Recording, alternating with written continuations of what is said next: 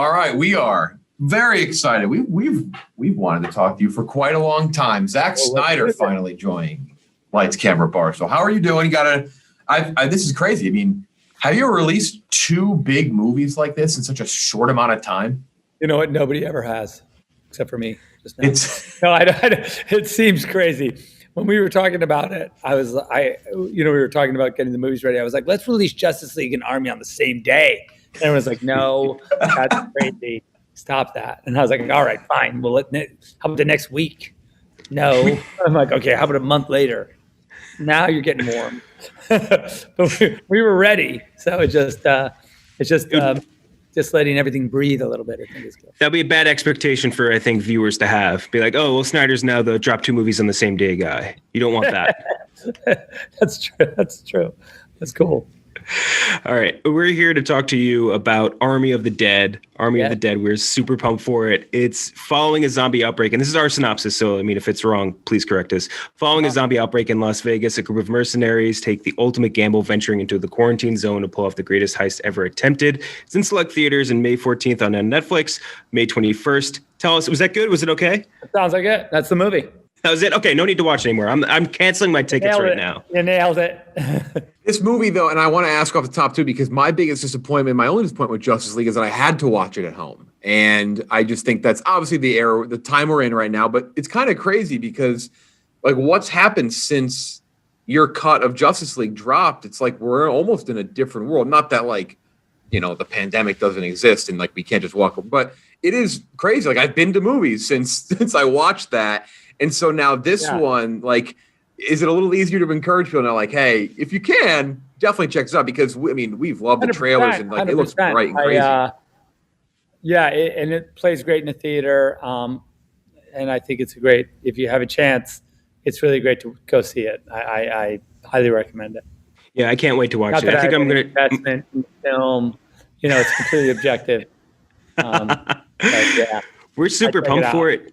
We're super, super pumped for it. It's funny. We talk about the zombie genre of film a lot just because it feels like not long actually after Dawn of the Dead came out, like the zombie sort of genre got oversaturated with a ton of movies, just went from 0 to 100,000 movies in the zombie subgenre. But now I feel like over the last roughly like 5-ish years, a lot of movies have taken some risks, done some unique things from within the genre to give them their own like value add on top of it. And was that something like on your mind when you were coming up for the idea? Absolutely. You know, I thought, okay, I've done one unique zombie film. If I'm doing a second unique zombie film, I can, at least I know the rules, so I can break them a little bit. But that's all sliding scales. You just try and, in this film we have, classic shamblers, and then we have these alphas that are, sort of evolved. And I think that's it really is a fun little kind of aside that we take with them. We're excited for that. And also, you kind of did it all for this, right? You directed, produced, right? You were a cinematographer as well. Is it like hard to shoulder that? Yeah. I mean, look, the hardest part is, look, my wife is my producing partner, and she is incredibly capable. And, when I say I was a producer, I guess, I was in the meetings, but she does all the work really in that arena. But, filming the movie, like physically holding the camera and shooting the movie is arduous but really fun. And I really had a great time doing it. It's weirdly more immersive, and so the days went by super fast, but I feel like we got so much done. My favorite movie of all time is Ocean's 11. I'm a massive I just love Las Vegas. It's a place I love going. I love looking at. That has to be such a fun. Now, I'll say, like, I know you've done like a lot of the shooting was done in Atlantic City, other places, but just the palette of Las Vegas has to be such a crazy thing to work with. It's insane because we had to build a giant 3D model of Las Vegas, and we had the entire thing. And we were talking about yesterday, like, I haven't been back to Vegas since we made the movie, but I've been through the model so many times that I was like, I could walk this strip with my eyes closed, with a blindfold on. I know it so well. It's weird. I feel like I've spent like 2 years there. It's really fun. Are there any other Vegas to like this inspire you in the back of your head? Like, maybe there's something else I can do with the city, because I feel like there's a lot of Vegas movies, but it's not like a crazy amount. I'm not compared to like New York or LA, and it's such a like no mystical place. Yeah, no, I don't know. I guess like Vegas in space, Vegas underwater, Vegas. It's Vegas, but it's a huge transformer, and it turns into like who knows? I mean, I think you're right. Clearly, there's a lot of things we could do. Another big ensemble cast for you too, which is the norm these days. Not that like it was invented recently, but I feel like you've got to just have it down as good as anybody how to make these movies work, right? I don't know what's the matter with me. Like, it feels like every time I make a movie, it's like, okay, we got to make the team. We're going to put this team together, and we're going to do this thing. And I really want to do a movie like with one. I mean, I guess Man of Steel is like kind of one guy, but and that was fun. But yeah, it's kind of a. I really want to do a movie like with one guy. It's just like I'm just me, and I don't have a team at all. I don't have any team. It's like the anti-team movie, like where he's like walking around, like people are like join our team. He's like fuck you. He's like crack. Get away from me. That'd be cool. But yeah, I look, and I got incredibly lucky. This cast is literally amazing. They're great people, amazing actors. They have incredible diversity, international. It's just this. I couldn't ask for a better group. But yeah, it was. Because look, you got to give everybody their moments. They all got to like their arcs have to be completed. Every act, every sort of character has to have a sort of complete. I had to have complete vision for like where they came from and where they were going. So yeah, it's a lot of work, but I think these are the kind of movies that's perfect. You got a lot of options for who to kill. So. Yeah. Yes, exactly. And how hard is it though? Like it's not like Justice League where like like a lot of these guys aren't going to make it. Like, you look at the cast of Justice League, you're like, which one of these guys is going to die? You're like, well, it's not exactly Suicide Squad. I think any of them, maybe. It's like.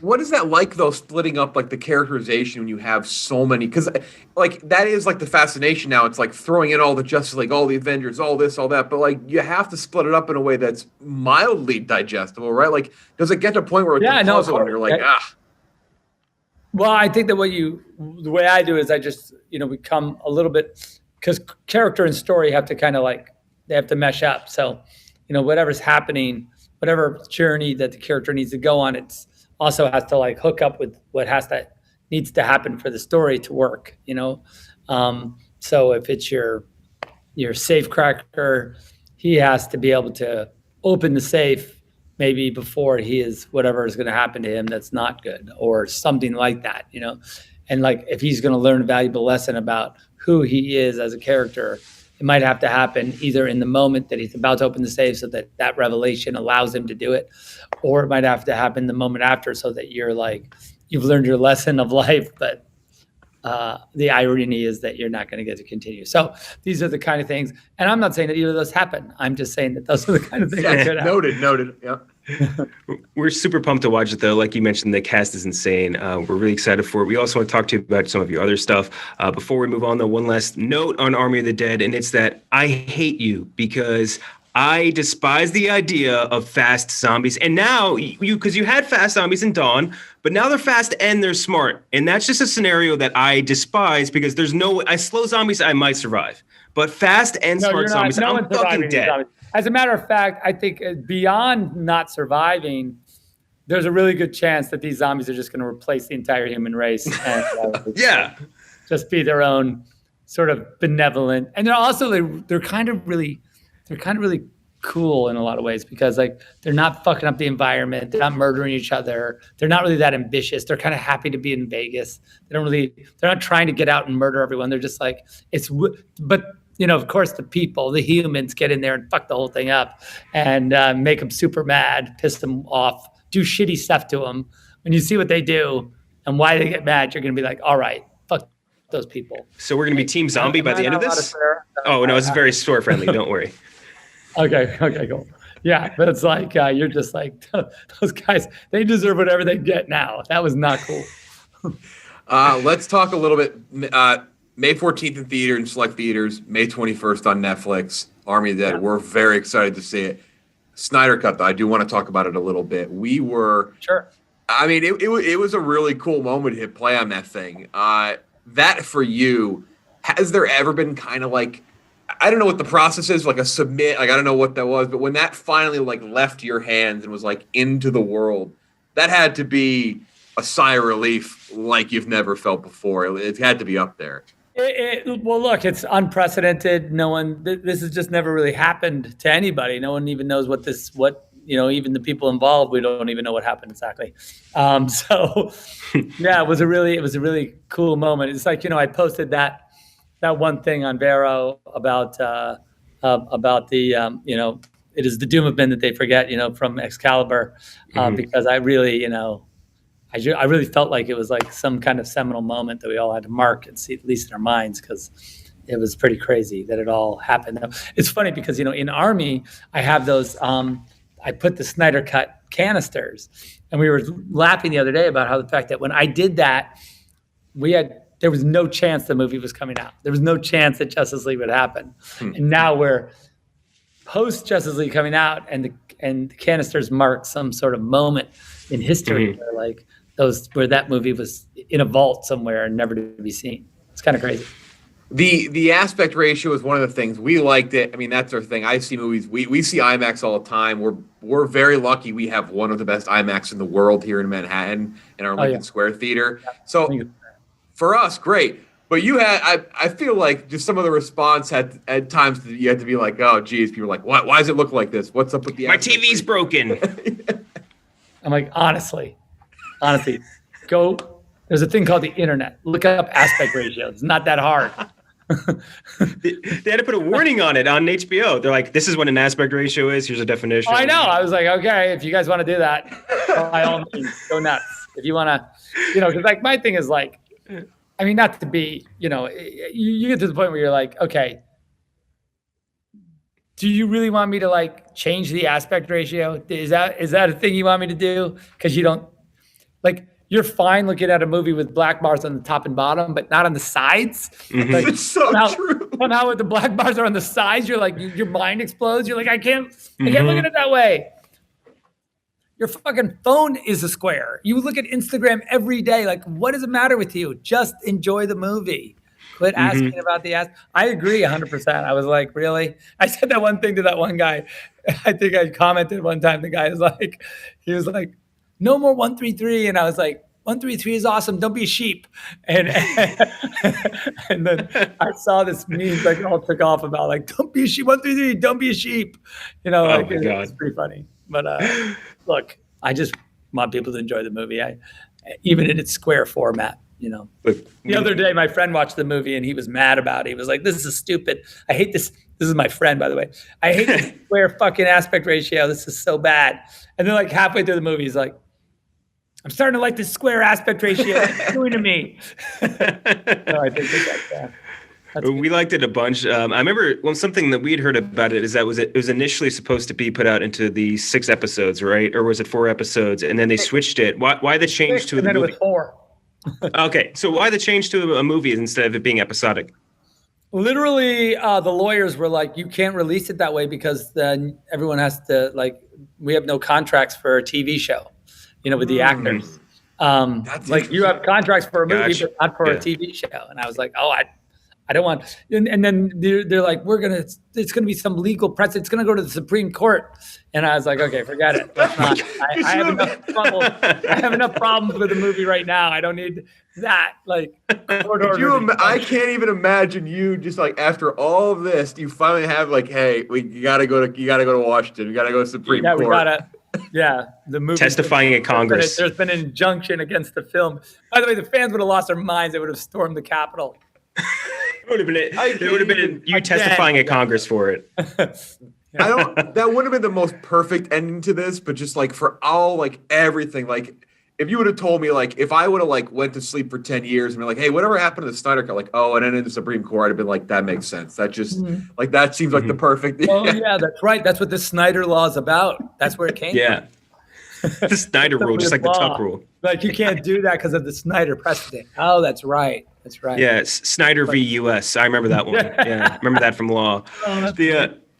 So I want to get your thoughts on this because I want to form a coalition of directors. It would be you, it would be Ridley Scott, it would be James Cameron. And the goal is to destroy studio red tape so that directors can always get their original version out. And we would call it a cut above society.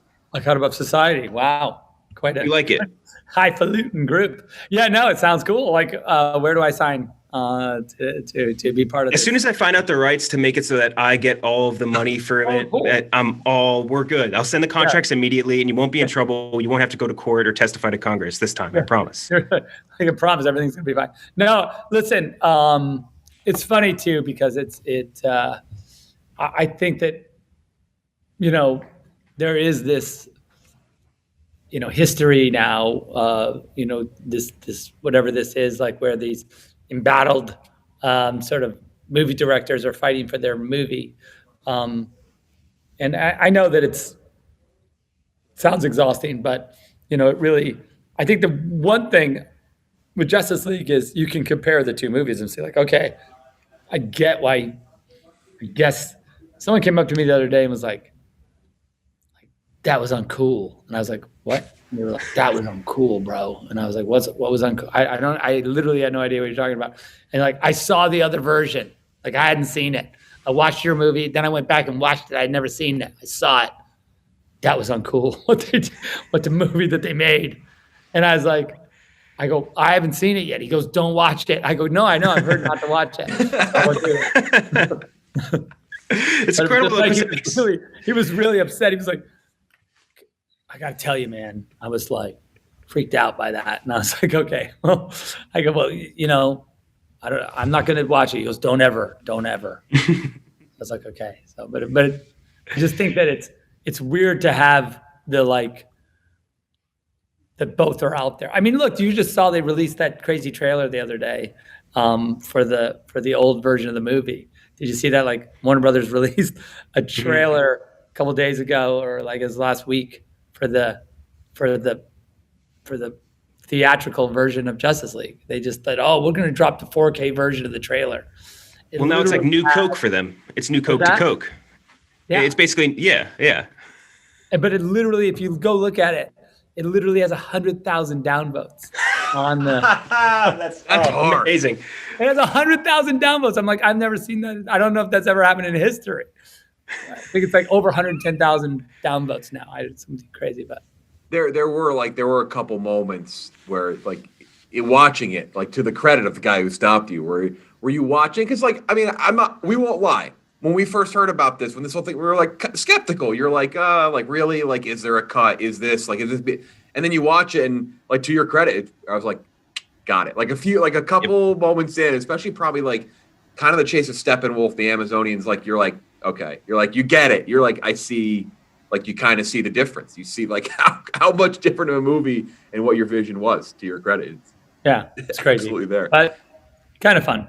I mean, in some way. Right? Probably. But director's cut, it was a thing long before this. Like you've had cuts, like, I mean, obviously, I know you say not to watch the ultimate cut of Watchmen because the Black Sail stuff isn't complete. Is that you say to watch the director's cut? Is that right? Oh, look, I don't look.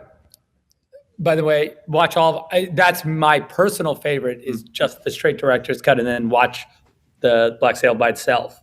But the intercut version, it's fine. I mean, that's really the graphic novel on steroids. But, as far as I'm concerned, it wasn't designed exactly that way. That's why. I mean, it worked, but it wasn't, I didn't intend, that was the thing that came to me after and said, we can do this sort of animated version. And I was like, that's cool. But I wasn't, if I'd known we were going to do that, I might have approached it in a slightly different way. But like, it's kind of funny because again, director's cut existed. You've had this before, but it's almost like the word Snyder cut is like its own, like the word, like the use of gate for Watergate, like everything's Spygate. And for like, everything now is like director's name cut. Like that's what everyone said, everything. Like you see that with the Ayers cut of Suicide Squad, which was trending yet again today. Like you truly have started a movement where there's always like the blank cut of everybody's movie now. It's like there's got to be the blank cut. You kind of like you're the cut guy now. That's like Gate. Except better. I think this is better than Watergate, personally. It is a little bit better to be associated with this than Watergate. Thanks for that. I appreciate that because I don't want to, Are there other cuts? Like, I know our fan. Is there a Ga'Hoole cut, a Snyder cut? Like, are there other? Okay, I will say that there is a Ga'Hoole cut. It's true because we had the dead parents.